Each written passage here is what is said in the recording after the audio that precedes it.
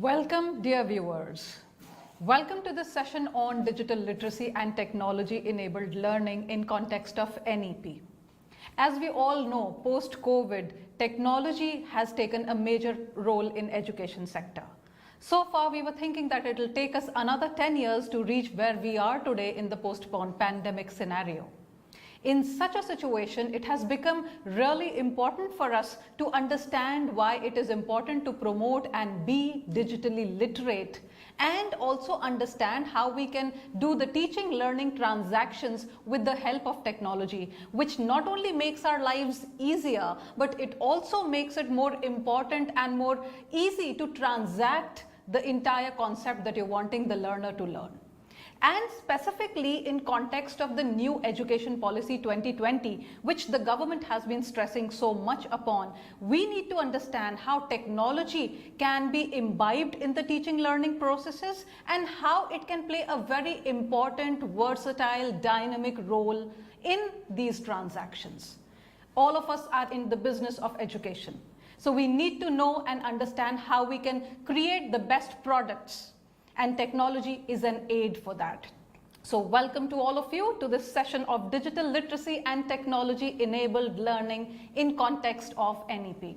With me today is Professor K.S. Arul Selvam, the Director of School of Journalism and New Media Studies, Indira Gandhi National Open University. And he will now tell you how NEP wants to imbibe digital literacy in all the disciplines and all the areas of studies, be they humanities or social sciences, engineering, and various other allied fields. Over to Professor Selvam. Thank you, Dr. Shikha. Technology became a prominent factor the last 20 years, but we realized that the more importance of the technology in our daily life during the last 2 years, the corona time. Because of daily life got disrupted, we relied heavily on technology. The two aspects of new national education policy highlights the importance of technology part. Technology enabled learning at the same time promoting digital literacy.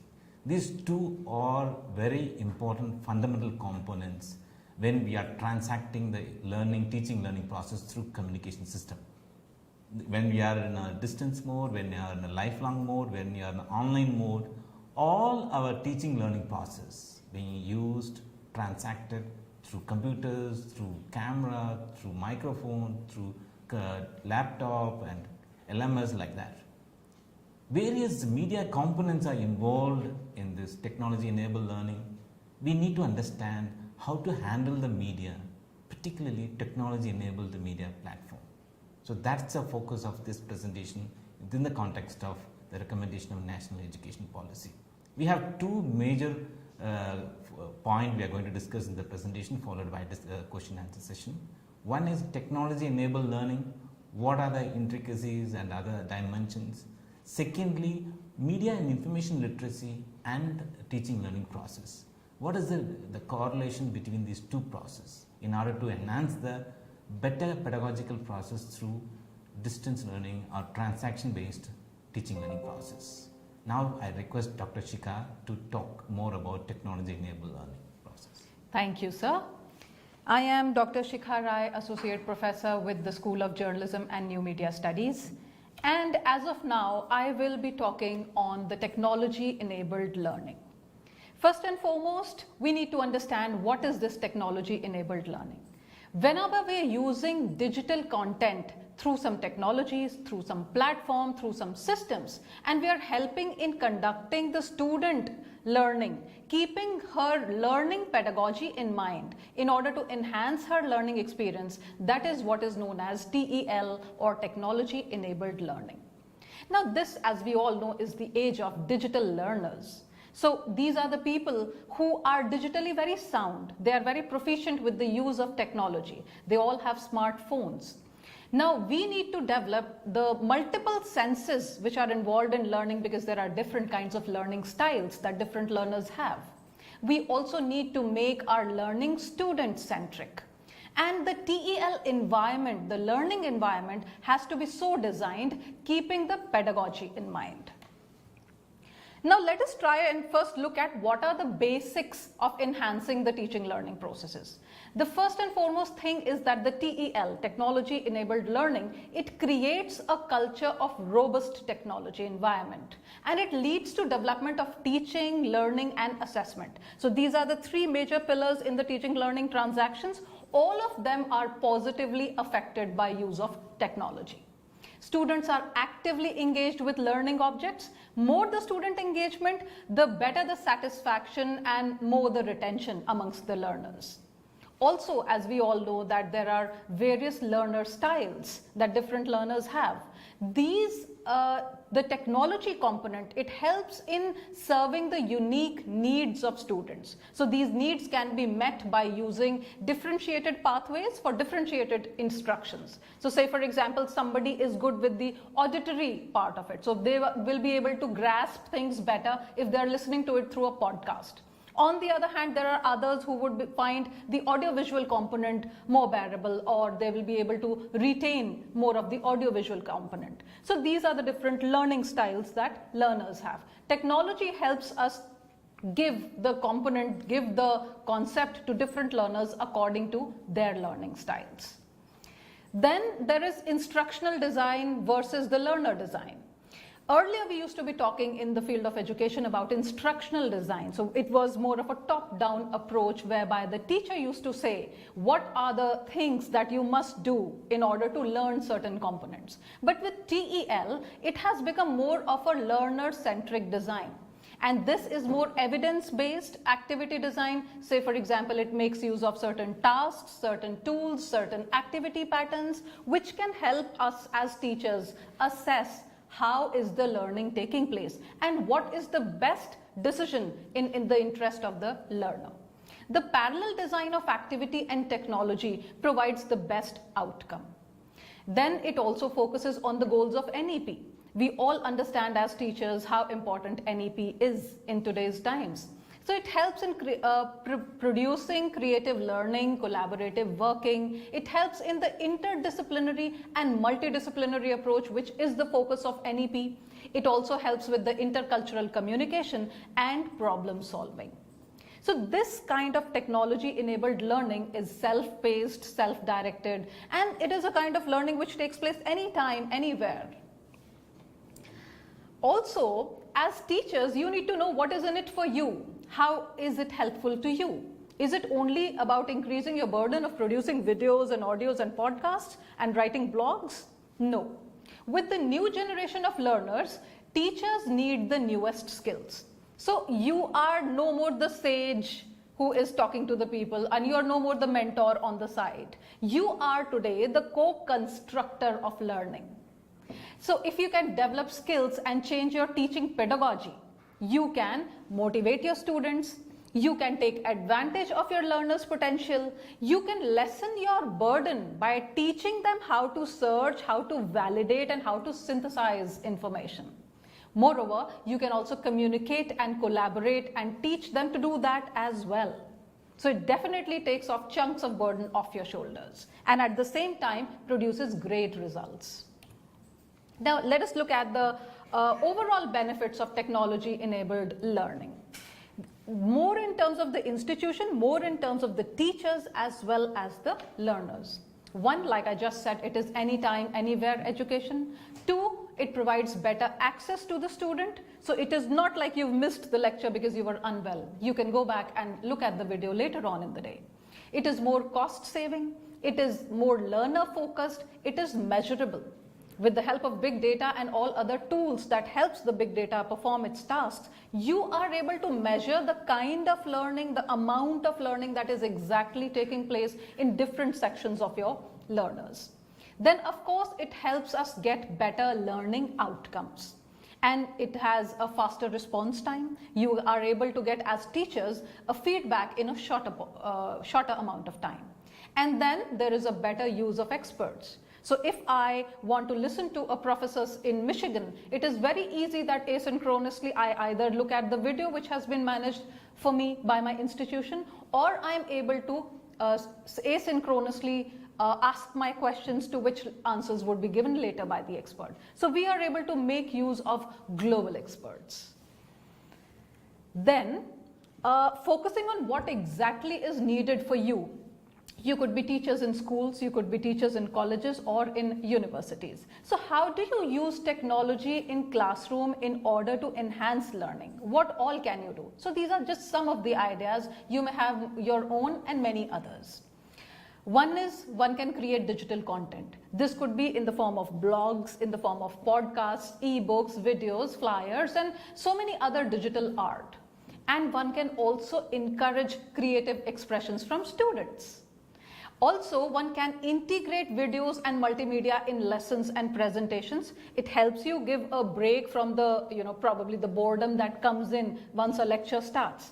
And it also, while giving a break, it also helps you turn the attention of the learner to that particular component, which could be a video or a multimedia presentation. Then you use a shared online classroom calendar for helping them remember their due dates or for guest lectures or other activities, whatever is in your lesson plan. Also, there are digital field trips. So say for example, Google Street View. This is just one of the apps. There are various other apps through which you can look at, say for example, forests or parks or historical monuments. A learner can actually be there virtually and look at the sophistication of what you're trying to teach. Also, there is gamified learning everywhere. Games are not just in the form of video games which are used for entertainment. Education by and large is making a huge amount of use of it. So say for example, you show a virtual place, a virtual garden, and you ask a schoolgoer, a class 6 child, to pick all the vegetables whose stem is eaten. So as a virtual avatar, the student goes, picks those vegetables only whose stem are eaten. So also there are online activities, and this is for those who have finished their tasks early. There are always students in the class who finish earlier than the rest. What do you do with them? You introduce some concept-based games and online activities for them.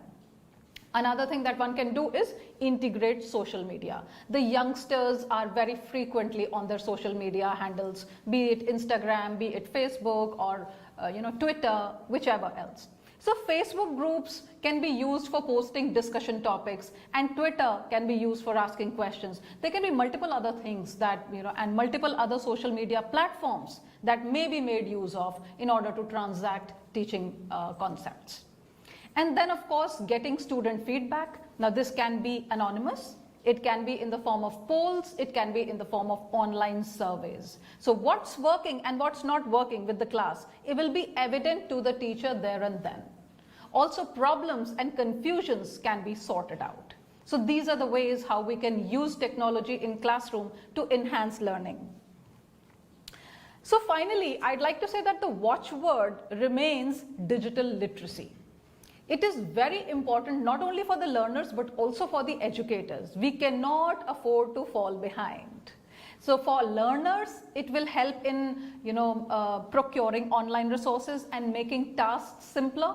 It can also help in effective content searches. And then it can help in proper citations. So a student has to learn, if he has taken some concept from somewhere, borrowed something from somewhere, how do you attribute it properly to the right source and how important it is. Then there is a greater respect for others' opinions and ideas, because this is the time of collaboration. When you're working with technology, you're collaborating with different people on different ends and for different purposes. So it helps you gain that intercultural perspective whereby you can respect others' opinions and ideas. Also, it is important for educators. Why? Because it enhances student engagement, which is very important for you as a teacher. It improves academic performance, which is what you're basically looking at after all the hard work of teaching that you put in. And then it creates more opportunities for better collaboration, not only with you as an educator, but also for the children, also for the learners. It prepares the learners for the job market, because it gives them some hands-on experience on the softwares that are to be used or the tasks that have to be transacted once they are into a job. Then it also applies the most prevalent thing, the most important thing of the technology-enabled learning is that it applies to most disciplines and subject areas. So it is not that only people who belong to the science background or people who are only limited to humanities will be able to transact it. Everybody across the platforms are able to make use of digital literacy in their teaching, learning transactions. So the idea is be digitally literate and progress with the times. Now I hand over to Professor Selvam, who will talk more about how digital literacy and NEP are connected and how media and information literacy plays a great role in the education sector today. Over to sir. Every one of us might have familiar with the term literacy. And Shikha was talking about technology-enabled learning can become more effective if you are digitally literate. So literacy, media literacy, digital literacy, there are so many literacy attached with the communication field. What exactly the relationship between literacy and media communication? So that we are going to discuss in a couple of next slides. In the last couple of decades, our life is being highly occupied with media and communication gadgets, whether in a normal life or office life or a teaching learning context. So that is the influence of technology. Shikha was talking about technology enabled learning, Google Street View, e-books or Facebook Live or blogs and everything. Teacher can use it, student also can use it. Now with the advent of mobile and the reach of handset, both the teacher and the student are having a better media environment. So we need to utilize this technology and media environment for better teaching learning process. Teacher can't make it like a teacher-centric classroom settings, and student can't rely only on teacher.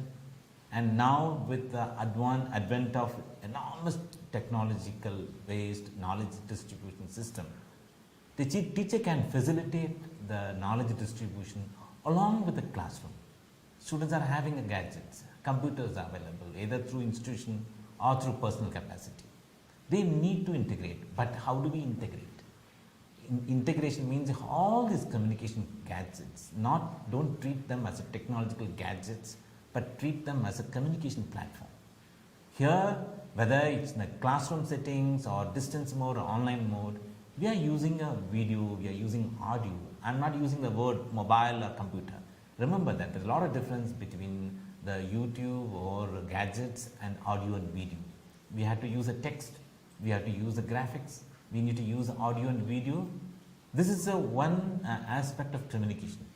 Media information literacy or digital literacy talks about 3 dimensions. One, we need to know how to access the right information. Fact needs to be presented or retrieved in a proper manner, means from the reliable sources. That we need to have a skills and competency. This is the one level. Second level, even after consuming or retrieving the information, we should be able to comprehend that information in a proper manner. Comprehension, cognitive capacity to understand the message. That's the second dimension of media literacy. The third dimension is, unlike the 40 years back, we used to receive the information from the newspapers and television channels. Somebody produces the content, broadcasts from some city, we receive it through the television set or through newspapers. But currently it's not like that. Your student can stream a topic through YouTube. You can share the Facebook Live. So like that, everyone can participate in the communication. We need to know what are the requirements, what are the skill sets to become more effective through television, through audio, video, putting a text and graphics, pictures, combination of all the elements in order to achieve the stated goal. So these are the primary requirements. In order to get the benefit of technology-enabled learning or to become a digitally literate, that's what NEP is strongly recommending. We need to understand the consequences of the presence and utilization of various media elements. That's called media and information literacy. And media information literacy can be a more effective tool for teaching learning process, provided it can be combined with the active learning strategies. teacher and students needs to understand the nuances of media and communication, then integrate with your learning activities, learning strategies. So that makes the acceleration of teaching learning process in multifold. Rather than one teacher or a couple of teachers transacting the knowledge, now see that the entire day you are taking class, you are giving assignments, they have to retrieve the data from multiple sources, they have to retrieve the data from actual factual level. So that is a fundamental component of media literacy. The use of media that enhance the teaching and learning, and it complements the traditional approach to learning. So that is the biggest advantage, and the availability of communication tool, and that too particularly technology enabled communication tool is affordable, and luckily in a global context India is the only country provides the internet access in the cheapest manner. Data access is more economical in Indian context compared to other countries, and availability of mobile handset. Internet penetration may be around 60-63%, but mobile penetration is close to 93%. That's 2022 data. Mobile with economical data access, many of the students and teachers can access enormous level of data. So that is the context in which we are currently living, and the corona period gave an opportunity for us to understand the significance of technology enabled learning. And the using the media and communication tool in the teaching process that enhance the students, and it helps them to retain the knowledge, and it motivates interest. Remember that, and younger people, youngsters, they prefer to learn more, get attached with audio, video, moving text, moving pictures, illustration and all. That helps them to retain the knowledge. So there is one advantage with that, but they need to know that how to utilize those tools for learning by the teachers as well as by the students. And it has its own limitations. Text can play a role, and graphics has its own role. And within the graphics, each color it has its own meaning, and certain meaning it enhances the learning environment, it smoothens the tension, and it facilitates the easy transaction of knowledge, which it might take a couple of paragraphs to explain a very complex idea, but with the simple graphics one can explain that. No need to create that graphics also, sometimes if not possible. And there are a lot of common creative commons. This is a new concept where the materials are available without much copyright restrictions and attributions. There are ways in which we can utilize that without any payment or issues of copyright stringent rules and regulations. This is an advantage. Either we can create, which the technology, affordable technology helps us for the assignments, projects, classroom teaching and everything, or we can adopt the existing resources through the internet or online resource of that. There are a number of considerations that before they need to integrate the media. One such requirement, whether it's in a classroom settings or in a distance mode or online mode, the students should have knowledge about how to use the media and the platform. Teachers are using this system, and they know what is the right information, what is the wrong information, but that same knowledge capacity may not be available with the students. And here in a new education policy, they are mentioning about technology enabled learning. There is a need to integrate media information literacy in the curriculum. It can be a standalone course as a media literacy, and that helps the students to handle the media and information in a better manner. This is one aspect. The second aspect is utilizing the media information literacy within the curriculum. How effectively we can transact the biological knowledge through various media tools, or mathematics, or social science, or economics. The various knowledge subject can be transacted. One is a basic knowledge about media. Second, utilizing the media for better teaching learning process in a specific subject. These two are very high priority, and the coming days and computers, mobile, gadgets were going to be part and parcel of life, including the youngsters, and they need to know the positive and negative aspect of the media. Since it's various online tools is available, students needs to be focused from where they can be diverted. You know, a lot of negative aspect of the technology that easily can be a lot of hate campaign or hacking or crime, cybercrime, many things are happening there. Students need to know about the negative aspect of the media and concentrate on the platform for better benefit for their teaching learning process. So fundamentally, students need to know the intricacies of media and information system. That's a fundamental requirement. And they need to understand how they can utilize those resources for their school or college assignments, preparation of materials, and preparation for exam. And media literacy can help the people decide, and it may not be possible to get all the required knowledge from one or two, a couple of teachers. And there will be always a knowledge gap during the learning process. Media and communication system can play a role to fill the gap.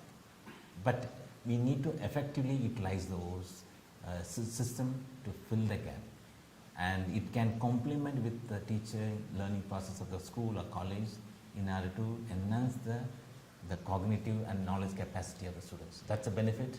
And overall media information literacy, talking about empowerment of the individual.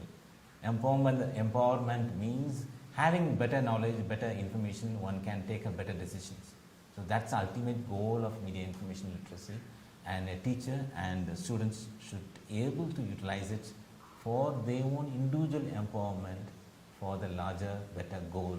And if we empower the individuals, and automatically collectively the society gets empowered.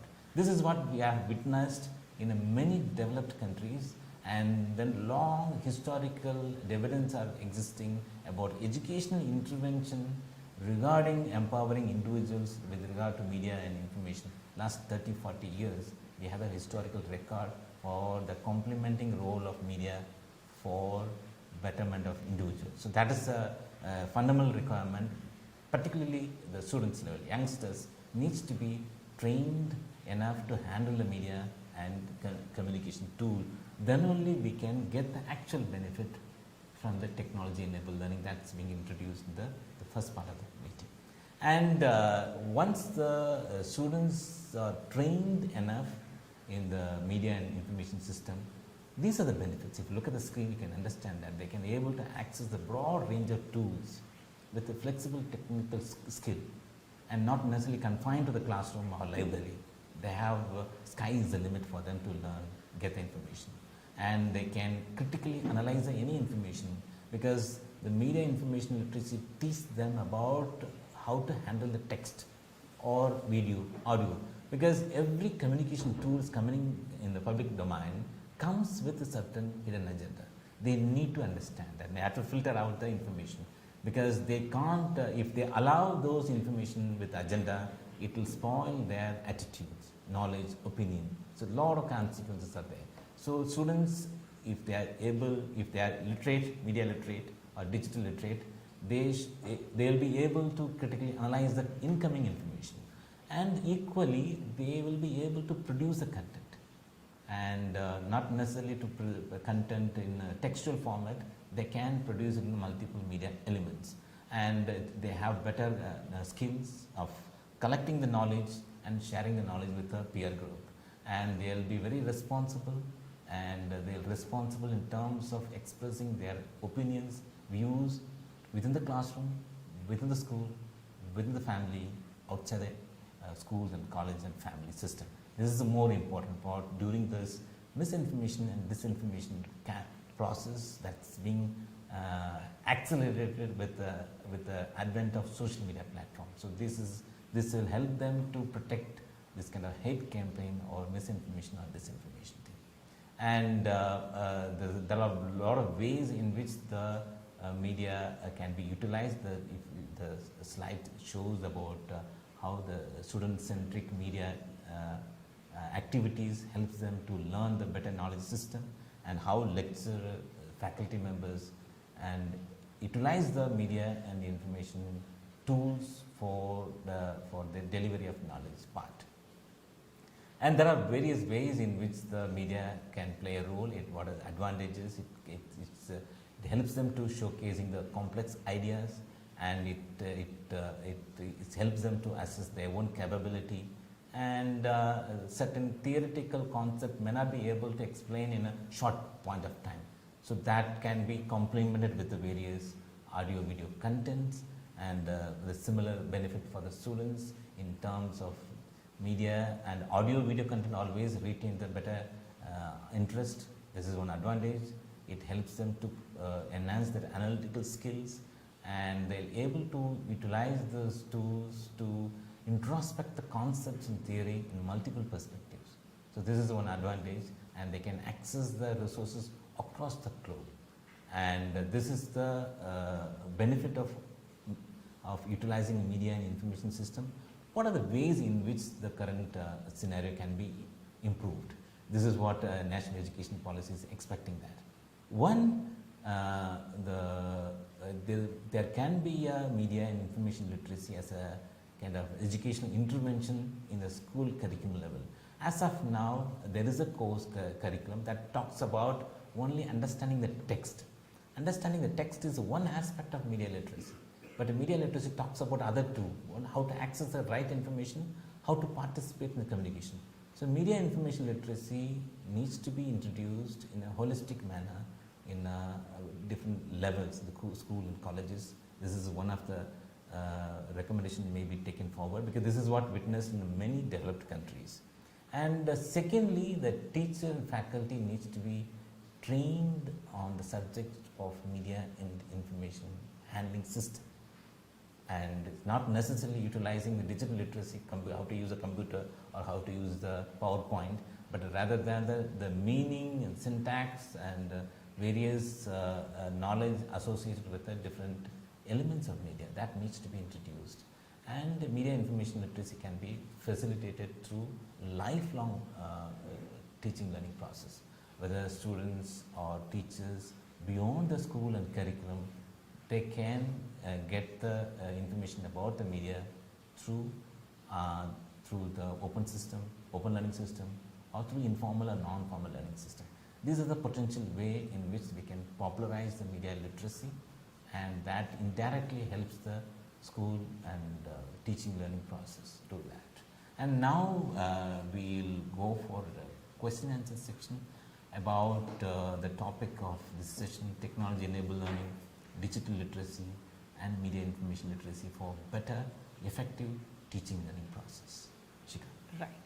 Thank you very much, sir. A lot of food for thought there in all the pointers that Professor Arul has just listed down for us and have brought to light. And now a lot of teachers are joining us with their questions, which are related to NEP, which are related to digital literacy and media and information literacy as well. So the first question that we have here is from Nakul Shah, and he wants to know what is the importance of media and information these days? See, media information, earlier we have, if you look at the generation level, couple of generations back, we were literally a passive audience. Newspaper provides information, the informations are produced professionally and filtered, gatekeeping. So they allow certain information, they filter out a lot of information. So we may not have access to a lot of information. So professionally they make that, whether it's a newspaper, television, whatever levels, highly controlled. Look at the current scenario. You can access whatever information you want. It's not necessarily somebody dictating. You watch the sports news, you watch the weather report, you watch the political report, not necessarily. If you are very particular about the entertainment news, no need to go by their schedule. You can go to the right website, right app and get the content. But you need to know from where you will get your desired content. So that is what we are advocating about media literacy. Right. So that's the importance of media. Media environment is so part and parcel of individual life. Yeah. But we need to handle it properly. You might have heard about this recent information explosion, and over dependence, addiction and all. Right. This can be avoided if we know how to utilize this medium in a very appropriate manner. Yes. So it is a potent tool. It is about how responsibly we can make use of it and how constructive we can be with it. It's a double-edged sword. Yes. Use it properly, or else it consumes your time and it may not be able to spend your time productively. Right. Right? You'll end up with watching more content, which are more entertainment oriented, more addictive in nature. True. Rather, we can utilize those time, those resources for betterment of individuals. Yes. So, sir, the next question is from Shri Naresh Chandra Tripathi, and he wants to know what is the difference between the previous educational policies and the National Education Policy 2020. Want to contribute? Are you? So, National Education Policy 2020 has been talking a lot in terms of interdisciplinarity. It has been talking in terms of multidisciplinarity. It has been talking about intercultural communication, and most of all, it has been talking about technology-oriented education, whereby we are talking of borrowing credits in various degree programs, be they the bachelor's level or the master's level. We're talking of CBCS pattern. We're talking of how we can transfer credits from one institution to the other. So much so that with the redistribution of credits within a program, we have also started looking at different patterns of duration of a program. So say for example, a 4-year bachelor could lead to a doctorate these days. So after a 4-year bachelor's, you can directly enroll into the doctorate level programs. So a lot of major changes, major tumultuous changes have come through NEP 2020, which were just not prevalent because the last education policy, like Mr. Chandra wants to know what happened in 1986. 86, we could not even think of technology. We could not think of bringing in experts globally. We could hardly talk on the local level how inter-college or inter-school level we could get the local experts to share their knowledge. And of course, the way it can be produced and reproduced in multitudes. So your student today is free to watch your video or look at your content or transact with it, learn from it at his or her own pace. Self-directed and self-paced. So this is the basic difference we see in the previous educational policies and the current NEP 2020. Hope I answered that question. And now, one more I'll add one dimension. In previous education policy in 1986, they have recommended the strong point towards go beyond the classroom. yes. So if you look at the 86, the distance education got highest prominence. And we need to reach out to the larger audience. So 86 prominently focused on institutional based education, but go beyond the classroom settings. Whereas in 2020, they went much beyond that. They went to that, you gave a lot of flexibility for the individual to decide. You set your own benchmark, take your own speed, flexibility in acquiring a knowledge, either within the 2 years, 3 years, 4 years, combining, see, Shikha used the word interdisciplinary, multidisciplinary. So you combine the multiple subjects and at your own speed and your own convenience. So that's how this technology-enabled learning playing a major role on that. Along with your school and college curriculum, you can acquire knowledge through Swayamprabha, or through multiple e-learning platforms. True. So that's your interest, that dictates your learning process, speed, everything. And Dr. Kalpana Gupta wants to know, what is the criteria for government institute to convert in multidisciplinary institute, and how can students choose other institutes for some credit points? So how do we transact with the points across the institute? As I know, in NEP, there can be 30% of the degree from other institutions also. Is that so? One, and secondly, this is beyond the scope of our topic, so I would recommend there is one Mr. Shrishla Lal who wants to know, do you think that e-learning is more effective than traditional education? And here there is no comparison of e-learning is better or conventional learning is better, but here ultimately the learning should be more effective and it can be complementing each other. So if you look at the curriculum, the education policy recommending, take 30%, 40% of credits from online resources. So 60% still the focus still going on conventional mode.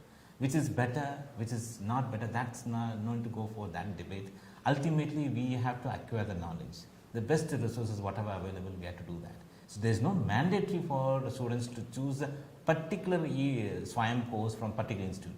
They have hundreds of courses from multiple disciplines. You take the credit, and that complements your knowledge, you take that. Because in the advantage with the e-learning, of course, human being is the ultimate goal in terms of delivering the knowledge. The computer technology enabled learning, it has its own limitation, but knowledge can be preserved, can be accessed at your own space, at your own convenience. You can put the learning process as per the scheduled manner. And the teacher, whatever teacher can't produce, because teacher also has its own limitations.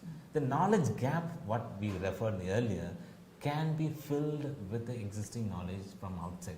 Remember that the student in the conventional mode confined to the school or college setup, couple of teachers, couple of classrooms and all. If it is being complemented with online, they have resources from across the globe. The best resources from the best university can be accessed.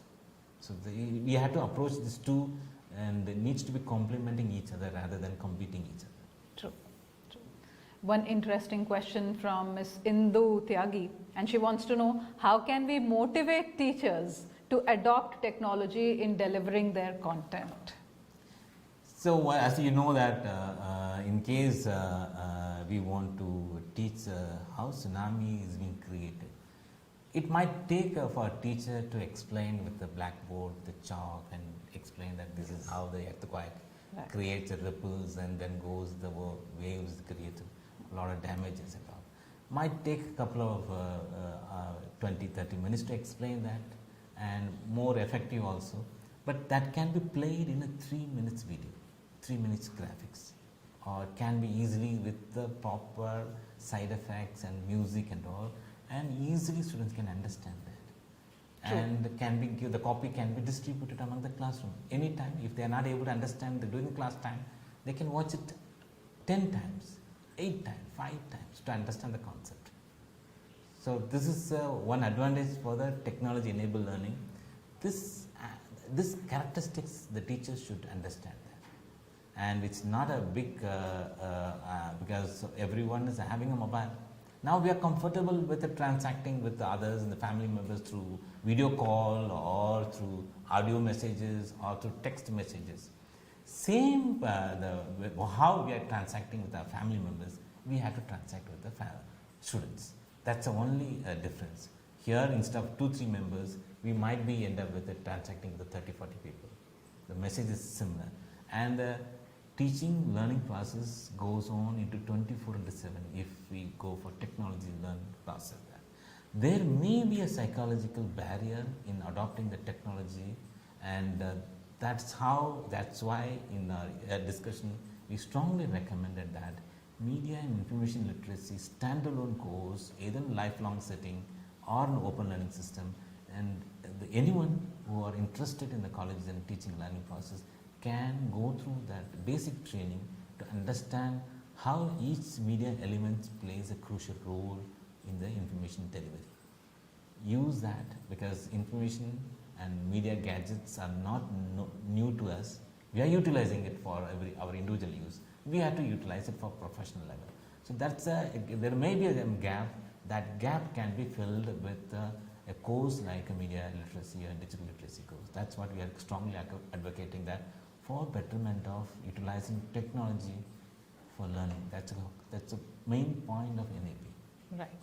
To supplement to what Sir has just said, we all understand that technology is something, especially social media in terms of Facebook, Insta, all those other platforms, they come to us through our mobiles for our regular social interactions. If we start using them professionally as well, if nothing else, it lessens our burden. So there can be, like in higher education, we face this problem that we have limited work time, we have to create content, we have to do the academic work, as well as we have to do our researches. So if you have your videos ready with you, or if you have those kind of technological elements which are advancing your course, you need not be there at the same time always. So far you have been the sage on the stage, you have been the Dronacharya imparting education to students, and then feeling not so good when the students don't do so well. So here it is the best of the material coming from you as an expert as well as other experts that you can transact across, and looking at people's learning styles, they can learn, they can grasp at their own pace. What better to produce best results for you?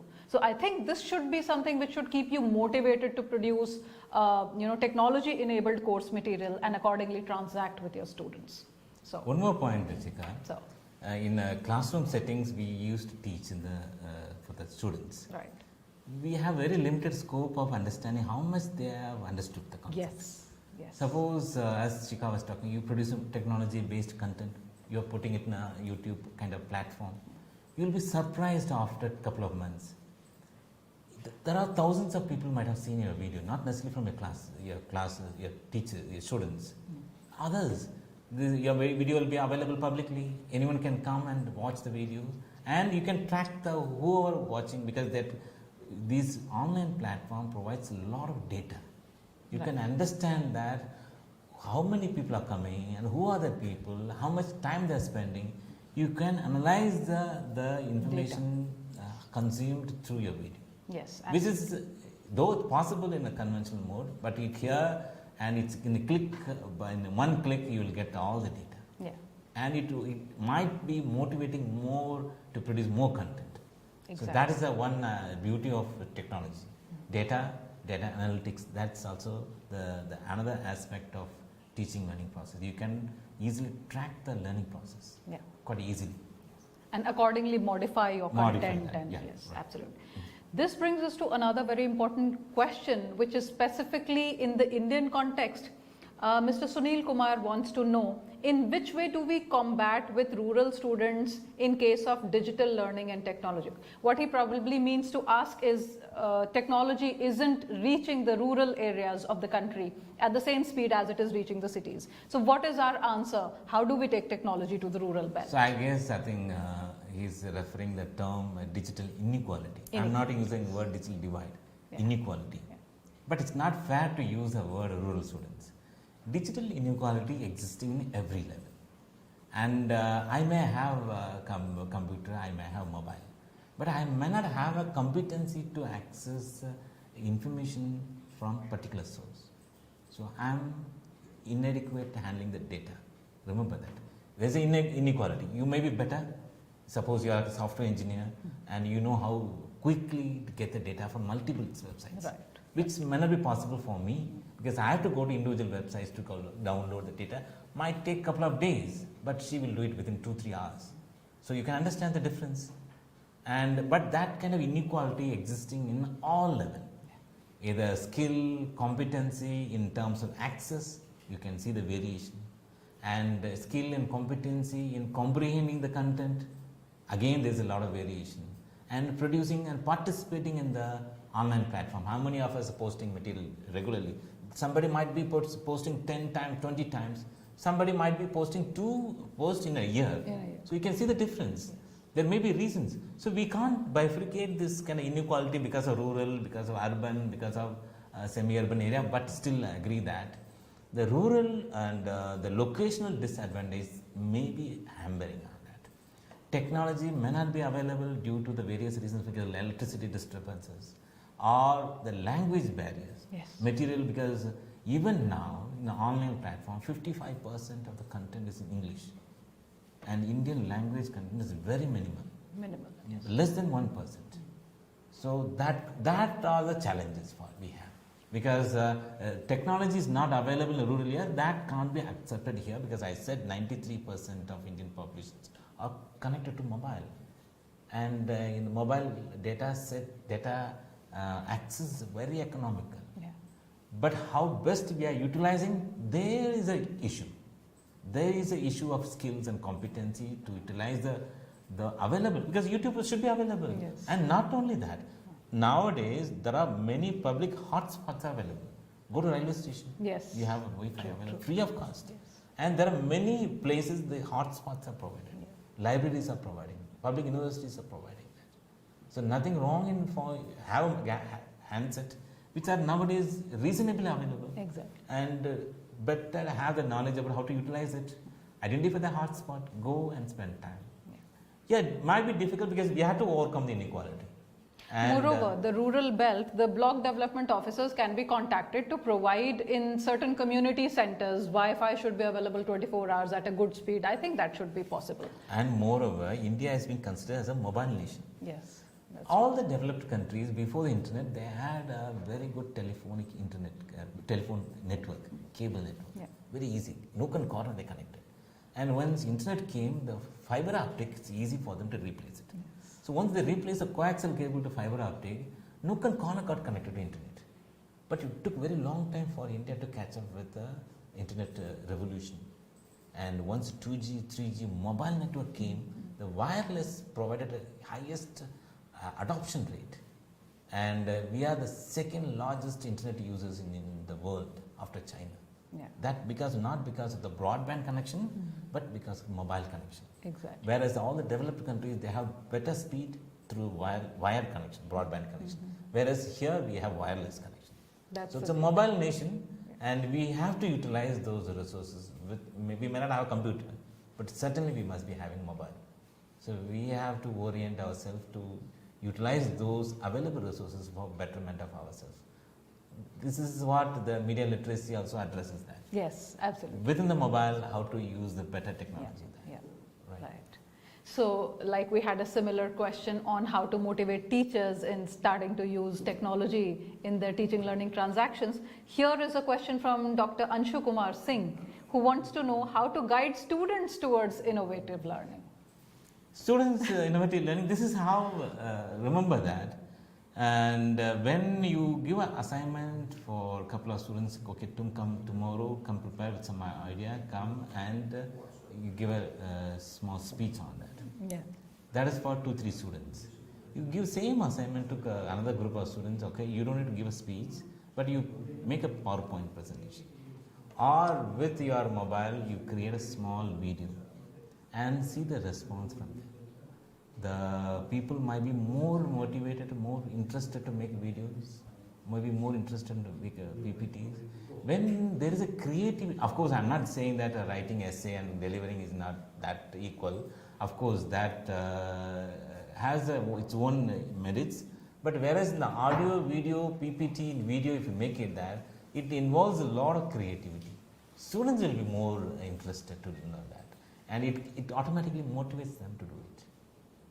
So this is the motivation or interest among the students to carry forward some activity based on how best the teacher engage them through various activity. The motivation should come from the teacher. Right. Then automatically students will respond to that. Absolutely. And Prabina Priyadarshini Behra wants to know, what is parallel design? Now, when I was speaking about parallel design, it was more in context of the technology and the activity. So far, you've been going to the class, you've been transacting your lessons, and maybe you have asked people for a group activity or a role play. Here, we are connecting technology to their collaborative group work. So it is a group of 5 children, just for an example, and you have given them, say for example, the topic of environmental conservation. So there's somebody who's doing the research, another person who's adding to it, another 3 people who are doing a role play online, and 1 person who's making the PowerPoint, and another 1 person who's presenting it all. So it has become a collaborative work, it has become technologically oriented, as well as there is an activity in which each child got involved. As compared to the classroom setting where you ask for a role play and 5 people might do it, the other 45 or other 40 people might just watch it. So here everybody is becoming active, everybody is engaging with the learning objects. So this is what I meant when I was talking about parallel design. And now I go on to the next question. Dr. Akhilesh Chandra Verma wants to know, sir, if ICT knowledge should be made mandatory for UG studies, undergraduate. We can't, of course it's a mandatory, maybe looks like a little autocratic word, but rather than, I would recommend ICT, don't look at the communication system from infrastructure perspective. Digital literacy, computer literacy looks like how to handle a computer. But we should go beyond that, media and information literacy, that if you look at the European countries, you know that in the 1980s, early 80s, late 70s, we got a magazine boom. Suddenly, law in India today became very popular. Yeah. The speciality with the magazines is that it has a bigger picture, colorful presentation and illustrations, and the style of writing is different. It has its own impact. When we are reading a newspaper, it's very plain text or black and white, that point of time.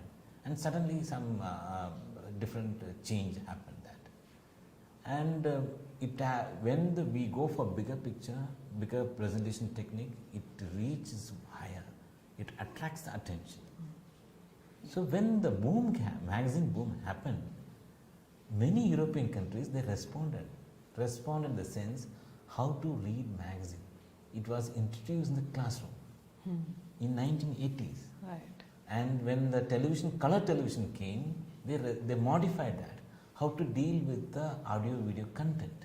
They were teaching the class, younger students to deal with the magazines and color television and all. When 95, the internet came, immediately it adopted how to handle the online platform. Yeah. So it was a successful effort from schools and colleges handling the media boom. But unfortunately, we haven't responded in that manner. That's why your question reflects that shall we make it mandatory, showing that we haven't made any effort introducing ICT till now. So that is the reality actually.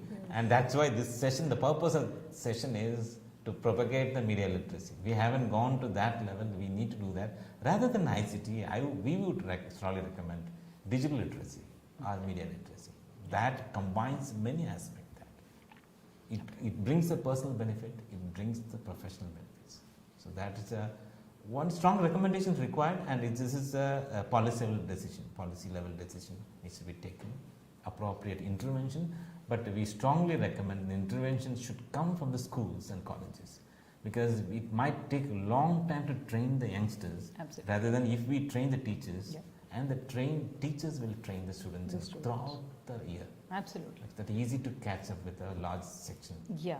And moreover, NEP has anyways made it mandatory at school level, at college level, at university or higher education level. So it is anyways going to come. We cannot miss the bandwagon anymore, because there is no education these days now in times to come in the post-pandemic era without technology. You can't expect it. So it has to be taken one way or the other.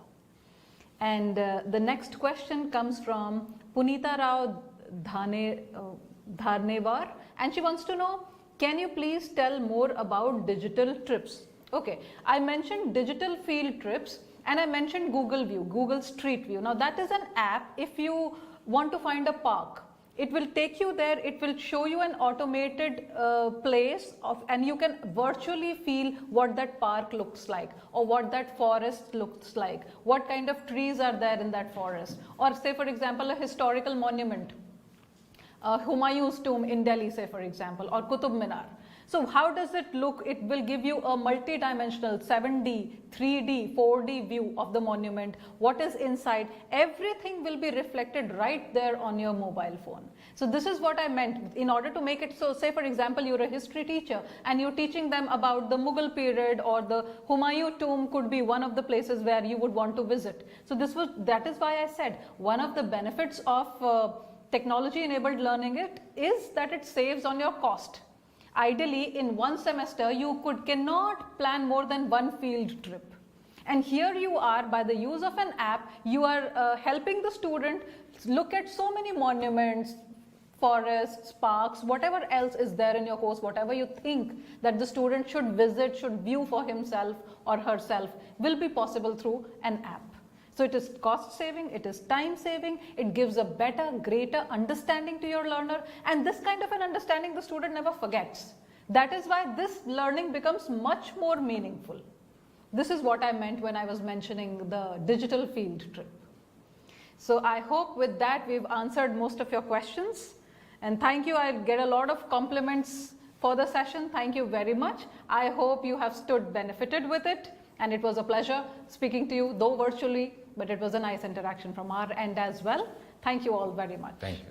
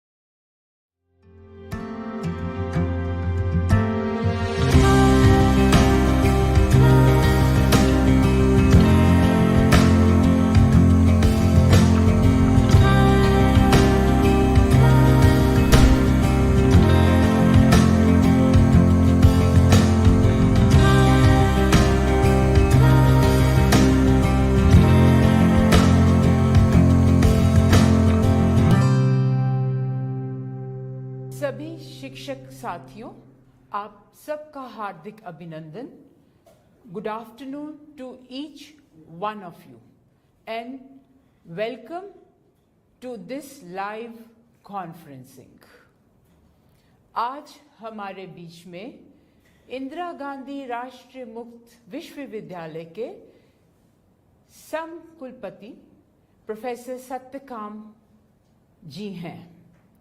उनका अभिनंदन करने से पहले 2-3 बातें।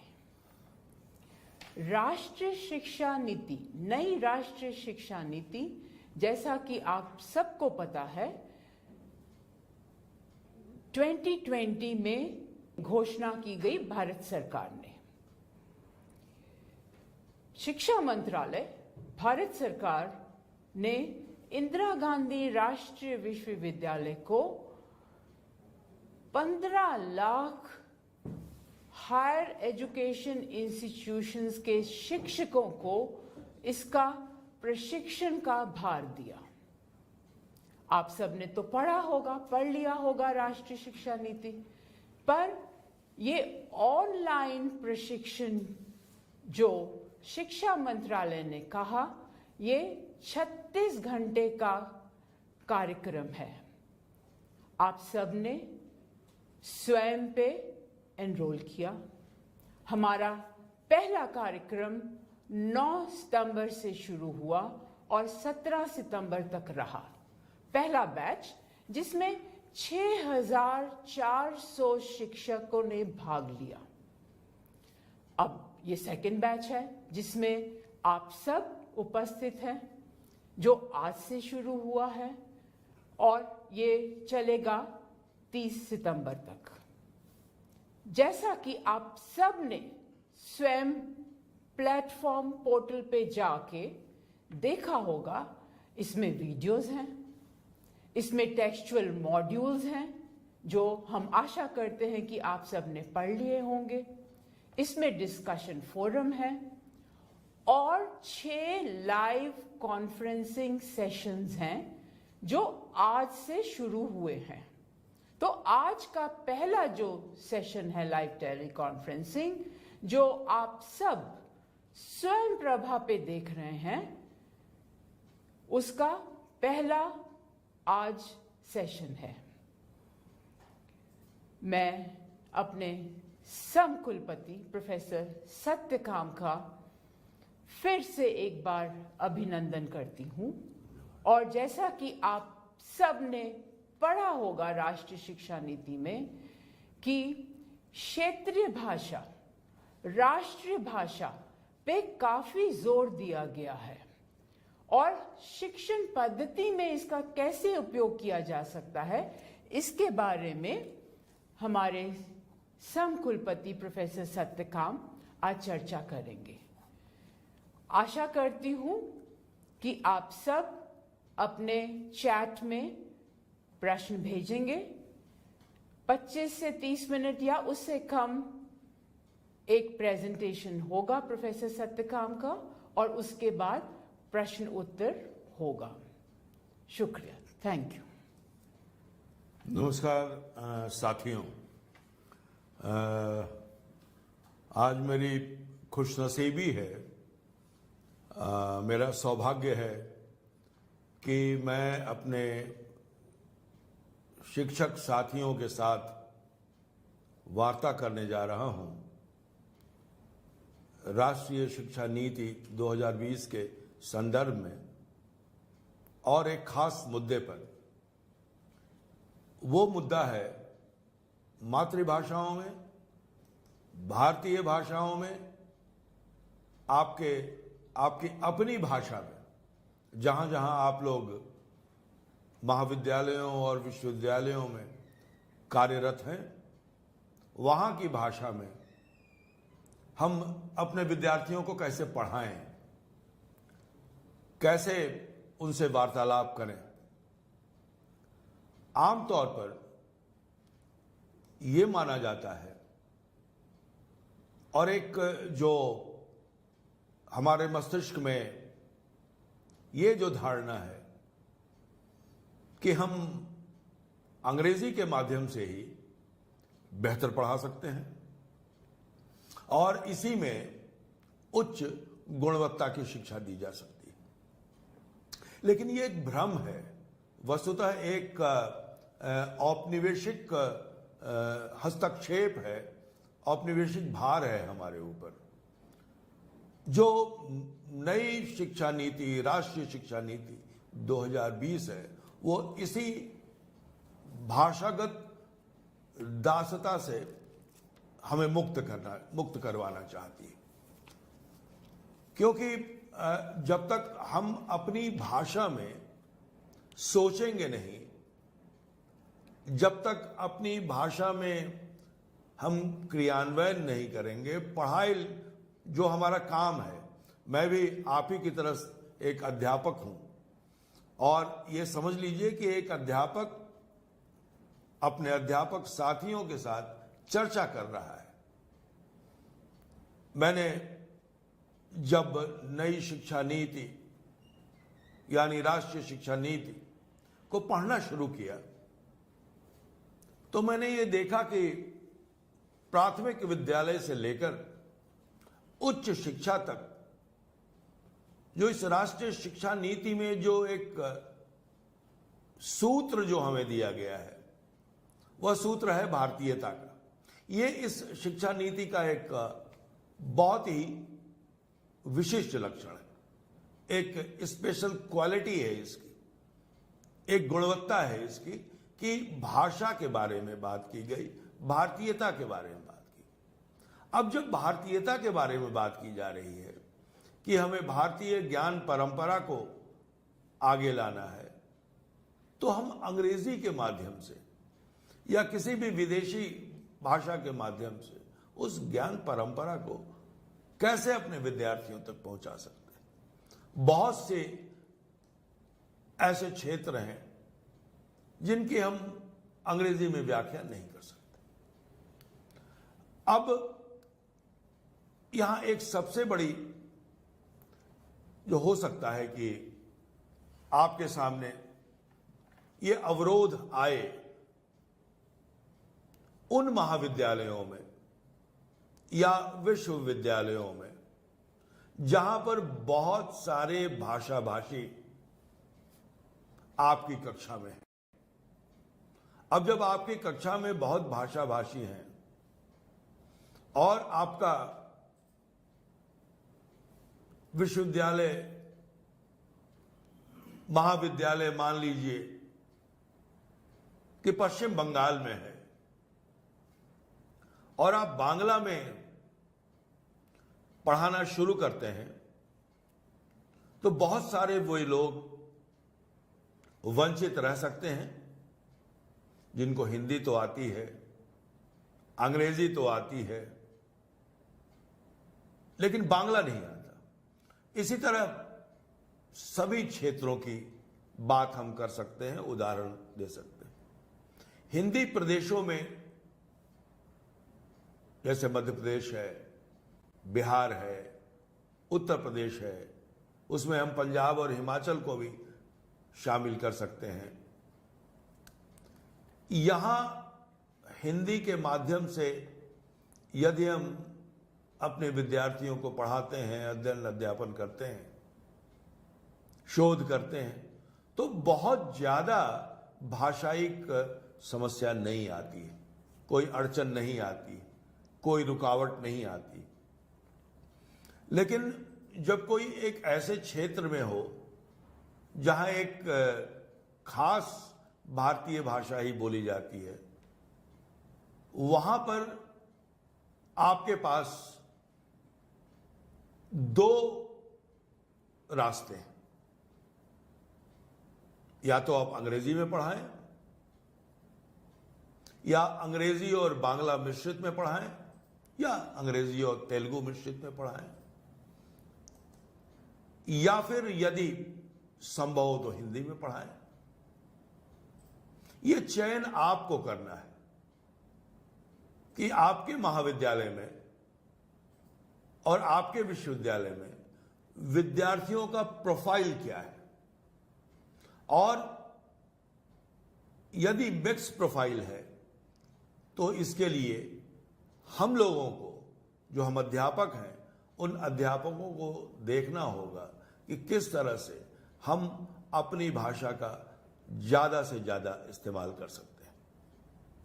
एक सबसे, क्योंकि आपको कम्युनिकेट करना है, और भाषा आप जानते हैं कि कम्युनिकेट करने का सबसे बड़ा माध्यम है, या एक माध्यम है, विशिष्ट माध्यम है, मुख्य माध्यम है।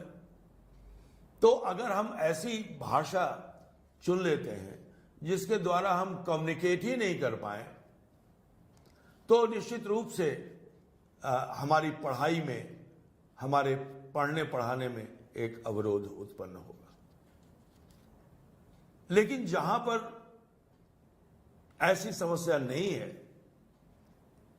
हमें आरंभ वहां से करना चाहिए कि हम एक भाषा में, एक भारतीय भाषा में उनको पढ़ा सकें। आरंभ में हम लोग भारतीय भाषाओं के साथ साथ अंग्रेजी का भी सहारा ले सकते हैं, लेकिन तब जब कोई अंतिम उपाय नहीं हो। और हम इस बात की तो छूट देते ही हैं अपने विद्यार्थियों को कि वो अपने उत्तर पुस्तिका में हिंदी या अंग्रेजी या तेलुगु या बांग्ला में अलग अलग प्रदेशों के अनुसार वो उत्तर दे सकते हैं। तो ऐसे विद्यार्थियों को उत्साहित किया जाना चाहिए, प्रोत्साहित किया जाना चाहिए, जो अपनी मातृभाषा में, जो अपनी राज्य की भाषा में प्रश्नों का उत्तर देते हैं। देखिए, जब आप कक्षा में पढ़ा रहे होते हैं, अपने विद्यार्थियों के सामने होते हैं, तो आपको पता चल जाता है विद्यार्थियों का कि फेस रीडिंग करके कि आपके पढ़ाए हुए को वो कितना ग्रहण कर रहे हैं। और ये सारा कुछ भाषा का खेल है। आपकी भाषा जितनी भी कम्युनिकेटिव होगी, और कम्युनिकेटिव सबसे ज्यादा होती है अपनी भाषा, इसीलिए जो राष्ट्रीय शिक्षा नीति बनाई गई उसमें इस बात पर जोर दिया गया। कई क्षेत्र हैं जिनमें हम अध्ययन अध्यापन करते हैं। ये मानविकी का भी क्षेत्र हो सकता है, ये ज्ञान का भी, विज्ञान का भी, मानविकी, समाज विज्ञान, इस सभी का क्षेत्र हो सकता है। आमतौर पर यह माना जाता है कि सामाजिक विज्ञान और मानविकी के जो विषय हैं उनको तो भारतीय भाषाओं में, हिंदी में और अन्य भाषाओं में पढ़ाया जा सकता है, लेकिन विज्ञान को नहीं पढ़ाया जा सकता। मैं अपने अनुभव के आधार पर आपको बता सकता हूं कि मैंने मैट्रिकुलेशन तक मैं विज्ञान का विद्यार्थी था।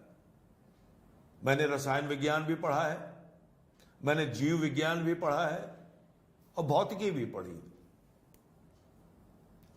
और ये तीनों ही जो विज्ञान की शाखाएं हैं उनका अध्ययन हमने हिंदी में किया है। और भी कई महाविद्यालयों में यदि हम सर्वेक्षण करें तो जो अध्यापक है वो अध्यापक अपने क्षेत्र की भाषा में ही पढ़ाता है। और आप ये देखेंगे, अगर आप खोज करें, सर्वेक्षण करें, तो आप पाएंगे कि जो विद्यार्थी मातृभाषा में पढ़ रहे हैं वो अंग्रेजी के माध्यम से पढ़ने से अधिक हो सकते हैं ज्ञान के क्षेत्र में कमतर नहीं हो सकते। हां, ये जरूर है कि कभी कभी जो भारतीय भाषाओं को माध्यम बनाकर पढ़ने वाले विद्यार्थी हैं, उनको किसी फोरम पर जहां अंग्रेजी में बातचीत हो रही हो, वहां कुछ शब्दावलियों से उन्हें परेशानी हो सकती है, क्योंकि उन शब्दावलियों से वो परिचित नहीं है। तो इसका उलट भी तो है कि जो अंग्रेजी पढ़ने वाले हैं अंग्रेजी माध्यम से, वो हिंदी की शब्दावलियों या भारतीय भाषाओं की शब्दावलियों से परिचित नहीं। एक और अपना अनुभव साझा करता हूं मैं कि जब हम कॉलेज में गए, महाविद्यालय में गए, तो 2 स्ट्रीम्स के बच्चे आए। कुछ हमारे साथी अंग्रेजी माध्यम से पढ़कर आए और कई विद्यार्थी हिंदी माध्यम से पढ़कर आए।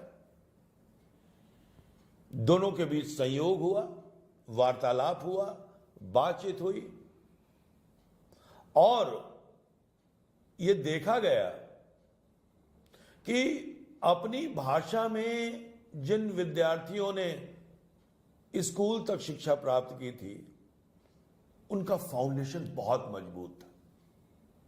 अंग्रेजी उतनी मजबूत नहीं थी, लेकिन अपने विषय का ज्ञान बहुत मजबूत था। और तभी मुझे यह एहसास हुआ कि यदि हम अंग्रेजी में पढ़ते भी हैं और पढ़ाते भी हैं, तो पहले हमें भाषा से जूझना पड़ता है, जैसे अंग्रेजी से जूझना पड़ता है। लेकिन जब हम अपनी भाषा में पढ़ते हैं तो हमारा ध्यान ज्यादा से ज्यादा ज्ञान अर्जित करने पर होता है। जो पढ़ाया जाता है, जैसे गणित भी है, गणित अगर अपनी भाषा में पढ़ी जाए तो वो जल्दी समझ में आती है, क्योंकि आपका पूरा का पूरा ध्यान जो है वो गणित की गुत्थियों को सुलझाने में लगता है। लेकिन यही बात अगर आपको अंग्रेजी में समझाई जाती है तो पहले आपके भीतर अंग्रेजी प्रवेश करती है, उसके बाद उसका रूपांतरण होता है उस भाषा का आपकी अपनी मातृभाषा में, आपकी अपने प्रदेश की भाषा में। और आपकी जितनी एनर्जी, आपकी जितनी ऊर्जा उसको रूपांतरित करने में व्यतीत होती है कि आपकी उतनी बुद्धि नहीं बच जाती है एक विद्यार्थी के रूप में कि आप उसका हल उतनी तेजी से निकाल सकें। अब आप देखते होंगे कि जो हम भारतीय भाषाओं में पढ़ने वाले विद्यार्थी हैं, उनकी क्षमता आप देखें, और आज के विद्यार्थी जो अंग्रेजी के माध्यम से ज्यादातर पढ़ रहे हैं, उनकी क्षमता देखें। अब वो उतनी तेजी से भी गणित नहीं सुलझा पाते हैं जितनी तेजी से जब हम सब्जी लेने जाते हैं तो सब्जी वाला उस गणित को सुलझा लेता है। इतने का बैगन, इतने का आलू, इतने का शलजम, इतने का टमाटर, और हिसाब करके आपको दे देता है। वो अपनी भाषा में सोच रहा होता है, वो अंग्रेजी में नहीं सोच रहा होता है, या दूसरे की भाषा में नहीं सोच रहा होता है। इसलिए उसे भाषा से संघर्ष नहीं करना पड़ रहा है। तो ये बहुत महत्वपूर्ण है। और जब हम अपनी भाषा में पढ़ते या पढ़ाते हैं तो मेरा यह मानना है कि अपना भी एक शिक्षक का कॉन्फिडेंस लेवल बहुत ऊंचा हो जाता है, क्योंकि हम अपनी बात विद्यार्थियों तक पहुंचाने में ज्यादा सक्षम रहते हैं। और यदि अंग्रेजी में पढ़ाते हैं तो हमारी सारी ऊर्जा, हमारी सारी एनर्जी यही सोचने में चली जाती है कि मैं अंग्रेजी गलत तो नहीं बोल रहा हूं। तो उसमें क्या करता है अध्यापक कि सामने एक नोट्स रख लेता है, उसमें क्या पढ़ना और क्या पढ़ाना है वो लिखा होता है। तो एक बड़े हमारे गुरुजी थे, वो गुरुजी हमेशा कहते थे कि देखो, अगर भाषा पर तुम्हारा अधिकार नहीं है तो तुम जब कक्षा में पढ़ाने जाओगे तो 5 दिन की तैयारी करोगे कि 5 दिन की कक्षा लेनी है, वो एक ही दिन में तुम्हारा खप जाएगा, क्योंकि तुम्हें उसको विस्तारित करने का, उसको समझाने का और विद्यार्थियों से आदान प्रदान करने का मौका मिलेगा ही नहीं। तुम तो जूझते रहोगे भाषा में ही, और यदि अपनी भाषा में पढ़ाओगे तो एक दिन का जो लेक्चर तैयार करके जाओगे वो 5 दिन पढ़ाओगे। क्यों? मैंने पूछा क्यों? कहा कि फिर तुम जीवन से उदाहरण दे सकोगे, फिर तुम अपने आसपास के माहौल को अपने अध्ययन अध्यापन से जोड़ सकोगे। जो उद्देश्य है, जिसको हम लर्निंग आउटकम कहते हैं, वो लर्निंग आउटकम जो है वो बहुत ही सरल तरीके से विद्यार्थी उसको ग्रहण कर सकते हैं। लेकिन जब आप ही अपने में कॉन्फिडेंट नहीं हैं कि हम जो कह रहे हैं, जिस भाषा को बोल रहे हैं, उसमें हम इतने कोई गलती कर, क्योंकि विद्यार्थी के सामने यदि हम कोई गलती करें तो एक शिक्षक के लिए, एक गुरु के लिए बहुत अच्छी मिसाल नहीं होगी। तो वो अंग्रेजी में पढ़ाते वक्त हम अपने आप से संघर्ष करते हैं। मैंने अपने कई अध्यापकों को देखा है, अपने अध्यापक साथियों को मैंने देखा है, अलग अलग मातृभाषा की पृष्ठभूमि से आने वाले जो हमारे अध्यापक साथी हैं, कोई तेलुगु से आ रहा है, कोई तमिल से आ रहा है, कोई हिंदी क्षेत्र से आ रहा है, कोई पश्चिम बंगाल से बांग्ला भाषी आ रहा है, कोई कन्नड़ से कन्नड़ बोलता है। सबको मैंने अंग्रेजी बोलते वक्त संघर्ष करते देखा है। और वही जब उनको मैंने कन्नड़ बोलते सुना, जब उनको तेलुगु बोलते सुना, जब पंजाबी बोलते सुना, तो उनके चेहरे का सारा तनाव दूर हो जाता है, सहजता आ जाती है उनके व्यक्तित्व में, और जैसे ही वो अंग्रेजी बोलने लगते हैं वो सारी सहजता समाप्त हो जाती है। तो अगर अध्यापक और शिष्य के बीच पढ़ने पढ़ाने के दौरान सहजता नहीं रही तो फिर अध्ययन अध्यापन बाधित होगा, और अध्ययन अध्यापन बाधित होगा तो पूरी की पूरी प्रक्रिया ही हमारी निष्क्रिय हो जाएगी। जिस उद्देश्य के लिए हमने इतना परिश्रम किया है, आज जो कार्य हम लोग कर रहे हैं, विद्यार्थियों तक ज्ञान को पहुंचाना, ये तो हो गया जो लोग प्रत्यक्ष रूप से कक्षा में पढ़ाने जाते हैं। जैसा हमारा विश्वविद्यालय है और ओपन यूनिवर्सिटीज के टीचर्स हैं, उनके साथ भी एक समस्या है कि अंग्रेजी में अगर कोई यूनिट आई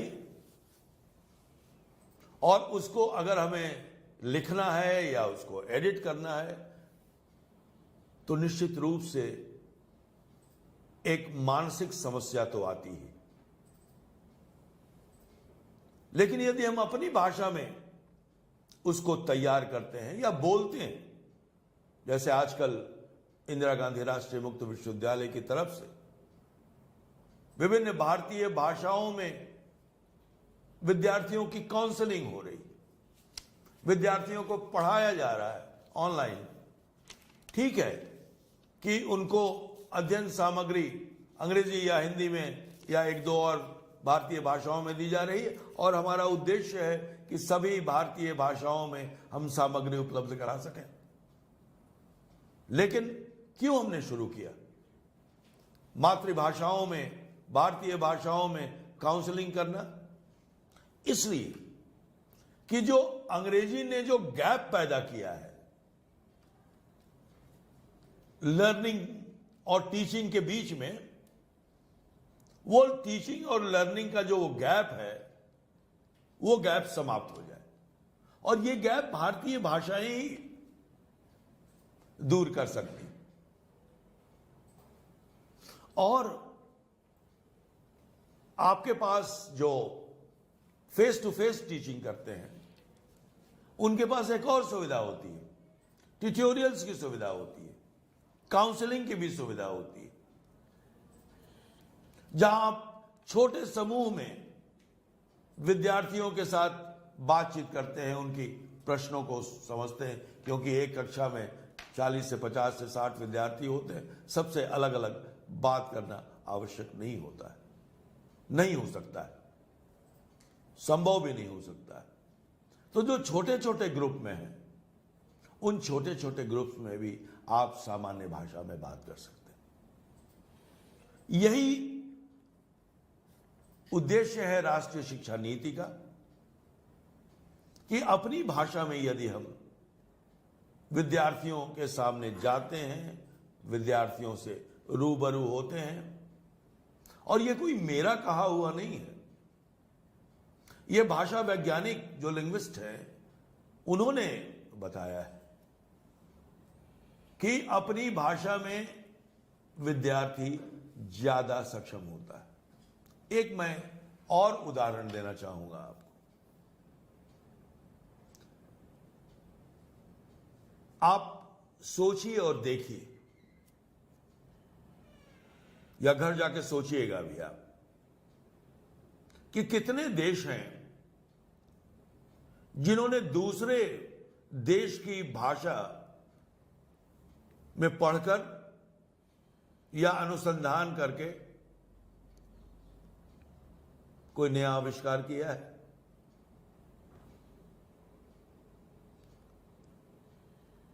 हमारे भारत में जितनी गाड़ियां चलती हैं, जरा आप उनको देख लीजिए, कौन सी गाड़ी हमने आविष्कारित की है और कौन सी गाड़ी जापान से आई है, कौन सी गाड़ी चीन से आई है, कौन सी गाड़ी कोरिया से आई है, कौन सी गाड़ी ब्रिटेन से आई है, कौन सी गाड़ी अमेरिका से आई है। आप देख लीजिए, कोई ऐसा देश इसमें से नहीं है जो दूसरे की भाषा में काम करता है। इसलिए वे आविष्कार करते हैं, नई नई गाड़ियां बनाते हैं। रूस और अमेरिका,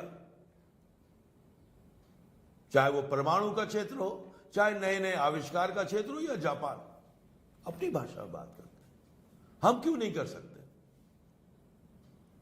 तो जब तक, और ये भी अन्वेषकों, शोध करने वालों द्वारा खोजा गया तथ्य है कि अपनी भाषा में काम करने वाला व्यक्ति ही आविष्कारिक हो सकता है।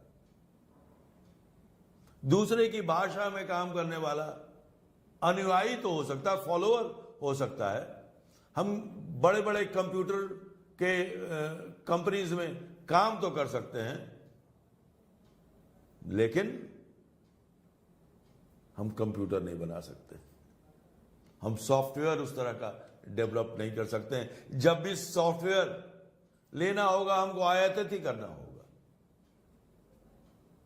ये ठीक है कि हमारे बहुत सारे जो विज्ञान के केंद्र हैं वो सॉफ्टवेयर बनाते हैं, नए नए ऐप बना रहे हैं, और उसमें से ज्यादातर अंग्रेजी माध्यम से पढ़े हुए लोग होते हैं।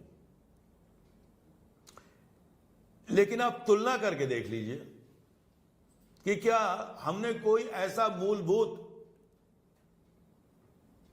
परिवर्तन सॉफ्टवेयर में किया है जिसने कंप्यूटर की दुनिया बदल दी हो, या पूरी दुनिया बदल दी हो जिसने? क्योंकि हम तो अंग्रेजी में काम करने के आदी हैं, तो अंग्रेजी में काम करने के आदी होंगे तो बड़ी बड़ी कंपनियों में बड़े बड़े तनख्वाह लेकर हम काम तो कर सकते हैं, लेकिन हम न्यूटन नहीं बन सकते। इसलिए जरूरत इस बात की है कि हम लोग इस बात पर ध्यान दें कि अपने विद्यार्थियों को ज्ञान और विज्ञान की बात बताएं और अपना जो परिवेश है, अपनी जो भूमि है, उसकी हम बात करें। इस पर हम लंबी चर्चा कर सकते हैं। मैं सोचता हूं कि मैं अपनी बातचीत को यहीं पर मैं रोकता हूं। सर, धन्यवाद आपका। आपने बहुत ही सरल भाषा में हमको बताया कि नई शिक्षा नीति में क्षेत्रीय भाषा, मातृभाषा के साथ कैसे शिक्षण किया जा सकता है, उसके बारे में।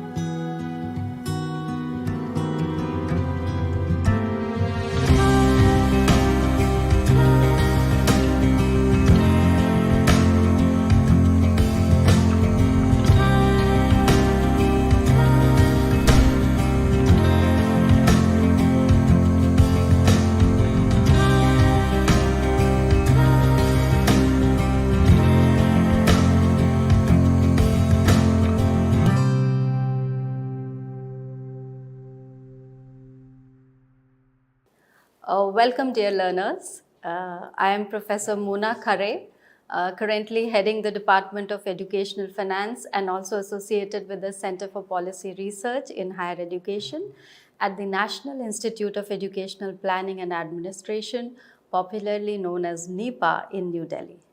It is my great pleasure to be talking to you today on a very, very important aspect that has been included and emphasized in the National Education Policy 2020, that is skills training, vocational education and graduate employability in India. Now, what I thought was, before we start talking specifically about the National Education Policy 2020, let us very quickly look at the context of the very reason as to why skills and employability emerged as a major challenge in the country and across the globe. Now, needless to say that as the very concept of development shifted from economic development to social development and later to human development, investments in education became paramount for two reasons. One, the quality of life, the higher earnings, and also the quality of jobs that it was rendering to the educated youth. That is how the new wave of linking education to skills and vocationalization, work-based skills and vocationalization gained importance in the 20th century onwards and became more strong in the 21st century. Now, as the literature is coming forth evidencing the closeness between higher and higher levels of learning with better development, not just for the self, but also for the whole community and for the whole globe, as has been embedded in the Sustainable Development Goals of 2030, the importance of higher education integrating with skills and vocationalization is growing day by day. So it is in this context, let us very quickly see what are the challenges that the educated youth in India have been facing as far as their employability or job readiness is concerned. Now, if we go by these statistics, the very first thing that comes to fore is the demographic dividend that India is quoted to have. Now, this demographic dividend can be exploited only with better educated and better skilled youth. However, the industry is aghast with the kind of graduates that we are producing today. Also, the statistics prove that more than 50% of the Indian youth are either not befitting the skills that are in demand by the industry sector, or the quality of skills that they have with them are not up to the standards as demanded by the industry. There are three kinds of gaps that emerged in one of the studies that we conducted in CPRHE at NEPA. And these three gaps were related to awareness gaps, the perception gap, and the third one was the skills gap. Now, as far as the awareness gap is concerned, this gap relates to the knowledge regarding the job market, the knowledge regarding what kind of jobs are going to be available in future, what kind of opportunities are waiting for the educated youth, what kind of skills are going to be in demand. So that kind of awareness is missing or is less as compared to what the industry sector is projecting at. After the awareness gap comes the perception gap. Now, the perception regarding the importance of a particular skill, be it the work-based skill or be it the generic skills, is also missing between the student, that is the learners, the teachers, that is the human force which is behind providing any kind of skills training to our youth, and the employers who are demanding the skills from these learners. So those kind of perception gaps also exist. And lastly, of course, the skills gap. Now, skills gap also, if we see, can be divided into three components: the knowledge and technical skills. So the employers are reasonably okay with the kind of knowledge and technical skills that our graduates come with. Let us now come to the National Education Policy 2020 and what kind of a perspective it holds with regards to skill and what kind of strategies does it propose. Now, I would like to call the National Education 2020 as to be unique and forward-looking as well as comprehensive. Why unique? Not because it has come after a long wait of 35 years, but unique because for the first time, the policy is trying to bring integrated elements of knowledge, skill building and vocationalization at all levels together. Why I also feel like calling it forward-looking is because it is more futuristic in the sense it is aligning itself to the 4 goals that are enshrined in the Sustainable Development Goals of 2020, that is quality and equitable learning for all and lifelong opportunities of learning to be provided to all people. It is the 4 pillars that basically form the foundation of the National Education Policy, which can be described by 4 E's of equity, enrollment, employability and excellence. Now, all these 4 E's in some way or the other reflect the United Nations goals of bringing better quality, sustainable development and lives for all individuals. Very quickly, let us look at the few major principles on which the education policy is based, or it is enshrined in the National Education Policy. The very first one being the recognizing, identifying and fostering the unique capabilities and capacities of each individual student. Now, it is for the first time the policy is saying that every individual has specific talents and it is important to recognize, identify and nurture them. The second aspect, which is very new in the policy, is the multidisciplinarity and skill-based education, which has to be brought in together at all levels. The third aspect, which is striking, is the extensive use of technology and training in digital skills also to be an integral part of learning. And the fourth is respect for diversity and local context. So for the first time, we are not just looking at global skills, but we are also giving equal importance to our local art, heritage and culture. And this also to be a part of learning at all levels of education. Let us take a very quick look on some of the important elements that will help us to generate the kind of skills that the 21st century is actually demanding from the youth population today. Let me also share with you a simple concept of employment and employability. Often, employment and employability are used interchangeably.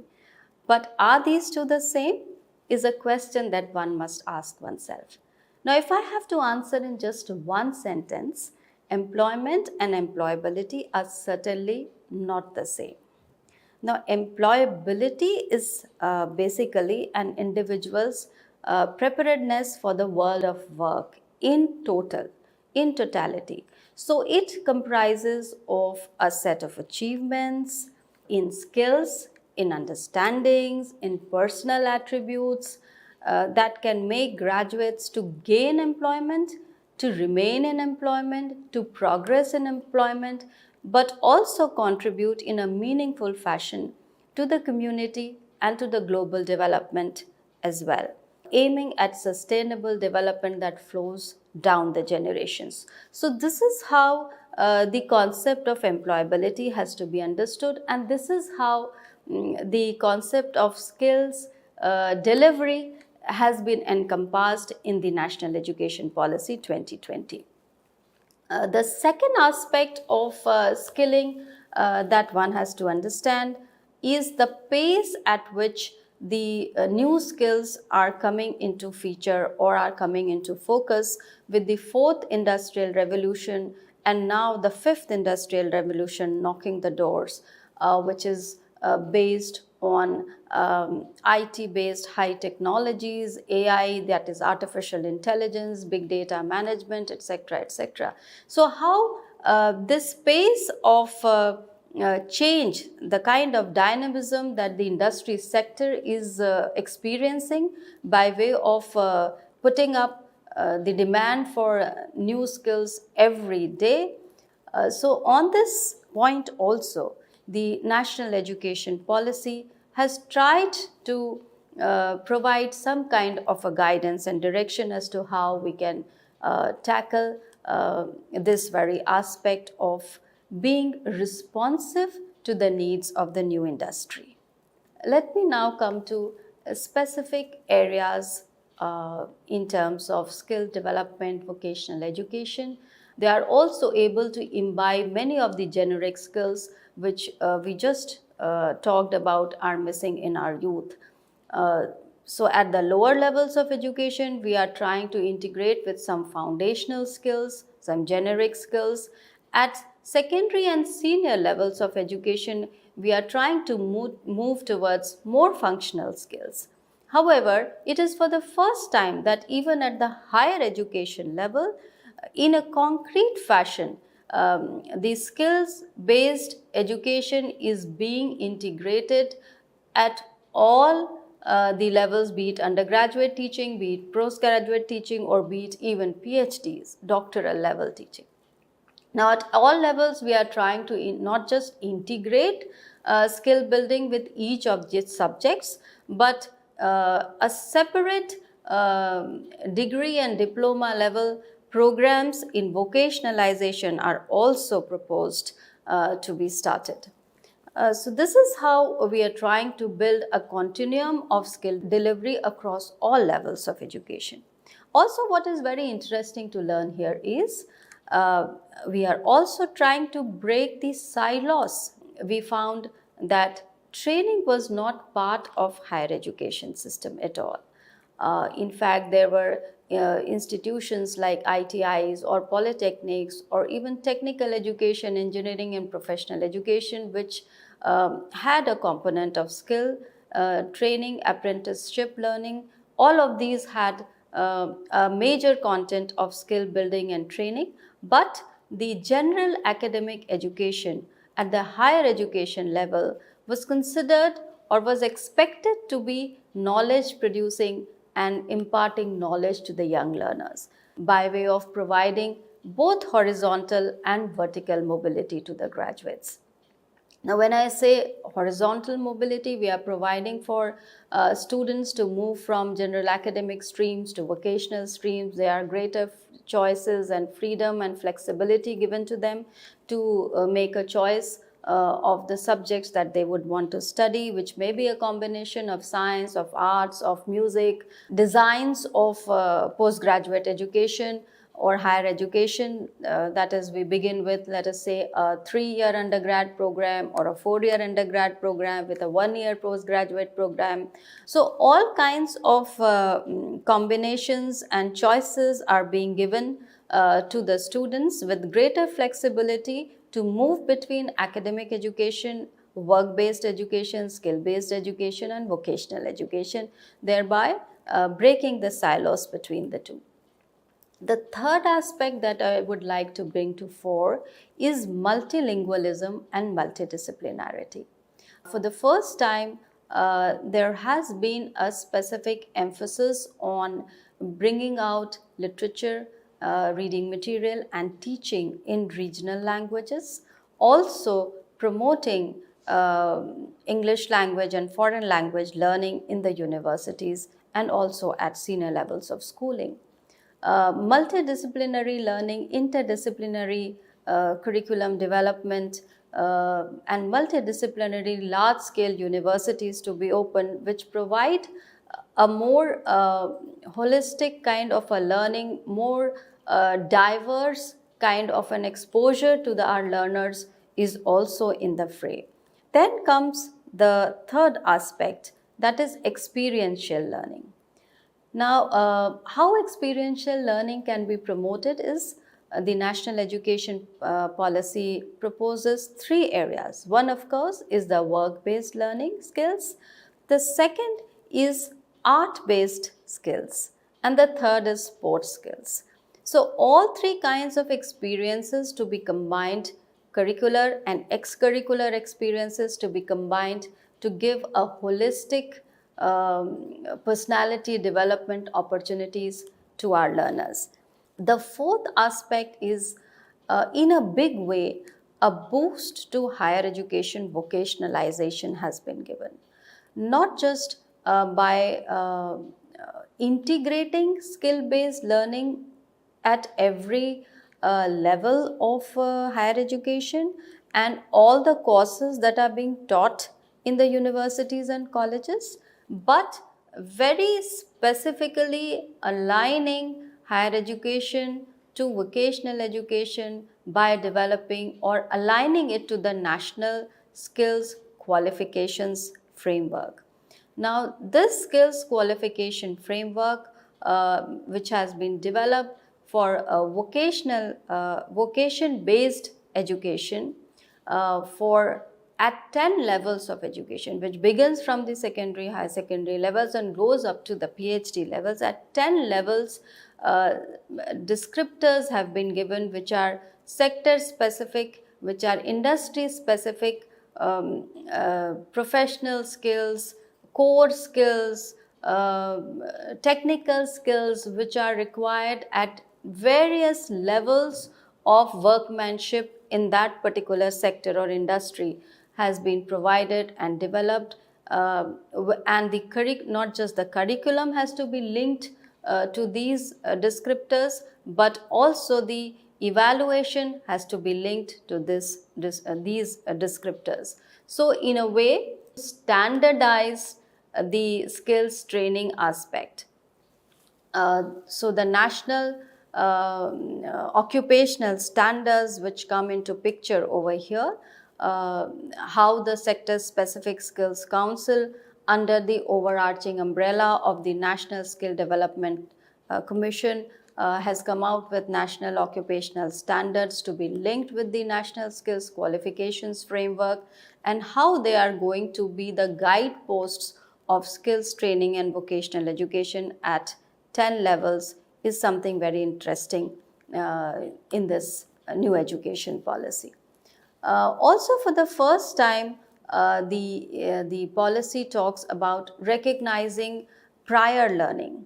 So there are people who have learned through informal means. There are students who come from various backgrounds and learn from in a traditional methods, informal methods by their forefathers, by their parents, or maybe other informal means. For the first time, the skill universities per se have been opened. The purpose of these skill universities is to give degree and diploma based education right till the doctoral level only in very specific vocational subjects. Next aspect is how we can strengthen the student support system in the universities and colleges. The next aspect that the new education policy is trying to build is the new age skills and how to integrate digital learning and IT based skills at every level. So, for example, the Ministry of Electronics and Communication has started centers of excellence in various universities to impart high-end skills in IT and electronics to the students. The next aspect is building in the entrepreneurial culture. So startup hubs, centers of innovation, how can these startups be funded? All these are part of the national education policy. And lastly, as to how international organizations can also be brought in to impart various kinds of skills to our students is also in the frame. The two major ministries which are working hand in hand to achieve this is the Ministry of Education, certainly in the lead, but working very closely with the Ministry of Skill Development and Entrepreneurship. The two together in the recent budget are proposed to launch about 5,000 skill centers in the very next year. Also is the e-portal, the virtual labs, 750 virtual labs that are proposed to be created in science and mathematics, 75 skilling e-labs which are proposed to be created. All of these give greater credential to whatever has been proposed or suggested in the National Education Policy 2020. However, if we look at all the various things which have been suggested to be implemented, it is too much on the platter. Three important areas or three important concerns that one has to keep in mind if we at all want to implement all of these proposed strategies in their true spirit. One is a proper mission mode, a proper vision and a proper mission to be able to embrace all of these proposals or all of these suggestions which have been made in the National Education Policy. The second is the acceptability to this change, acceptability to this change of integrating training and skills to collegiate and university teaching. And third, very important is to see how this entire training, skills training and vocational education integration doesn't impact the equity and inclusion in a adverse fashion. Because if we look at the current scenario, the kind of disparities and distortions that exist today in our higher education system can be categorized into four kinds. So we see disciplinary disparities. There are certain disciplines like engineering or professional education, which is very much in demand by the industry sector as far as employment and jobs is concerned. And it is also projected that more than 60% of the new jobs are going to come in the services sector in the coming years. The second disparity that we see is in terms of regional disparities. So we see that there are disparities that exist in terms of institutions which are placed in remote areas, rural areas. The quality distortion is one again very a big problem that we are facing. And the third is the social and gender disparity. So how to bring students from the marginalized section and also women into the fore of skill-based vocational learning and training at the higher education level. On that note, I thank you all very much for your patient hearing, and I hope that this kind of a 360-degree change that the National Education Policy is proposing by way of integrating skills training to education, not just at the curricular level or at the pedagogical level, but also at the evaluation and outcomes level, is something which is going to challenge us in the coming future. Thank you very much.